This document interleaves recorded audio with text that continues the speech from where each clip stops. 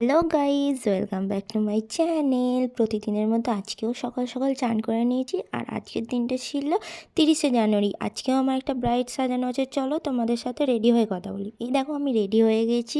আমাকে জানিও তোমরা অবশ্যই আমাকে কীরকম লাগছে। তারপর আমাদের টোটোও চলে আসে। আজকে আমার সাথে মা যাবে। আর দেখো গাড়িতে ব্যাগপত্রও তুলে দিয়েছি, টোটো চলতেও শুরু করে দিয়েছে। আর মা ফোনে ব্যস্ত হয়ে গিয়েছিলো। আর আমাদের লোকেশনের কাছাকাছি আমরা চলেও আসি, কিন্তু একজনের পিক করতে আসার কথা ছিল, সে তখনও আসেনি। তাই একটু বোরই হচ্ছিলাম টোটোতে বসে। মাকেও দেখো, মাও এদিক ওদিক খুঁজছিল যে কে আসবে কে আসবে। তারপর অ্যাট লাস্ট ব্রাইডের ভাই আর দুটো ছেলে আসে, তারা পিক করে নিয়ে যায় আমাদের। ওখান থেকে একটুখানি কি ছিল। আর আমাদের লোকেশন ছিল পায়রাগাছা কলাছড়া ওই সাইডটায়। আর তখন ব্রাইড আসেনি, তাই আমি এই ভিউটার একটু ভিডিও করছিলাম। উপর থেকে ভিউটা দেখতে অনেক ভালো লাগছিল। আর এখানে দেখো কল টাইম ছিল 2টোয়, এখন 2:30 বেজে গেছে।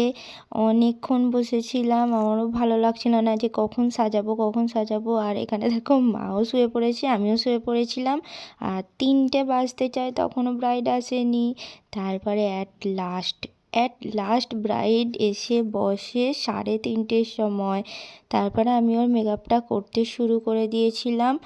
আর এই দেখো, এইটা হলো ওর ফাইনাল লুক।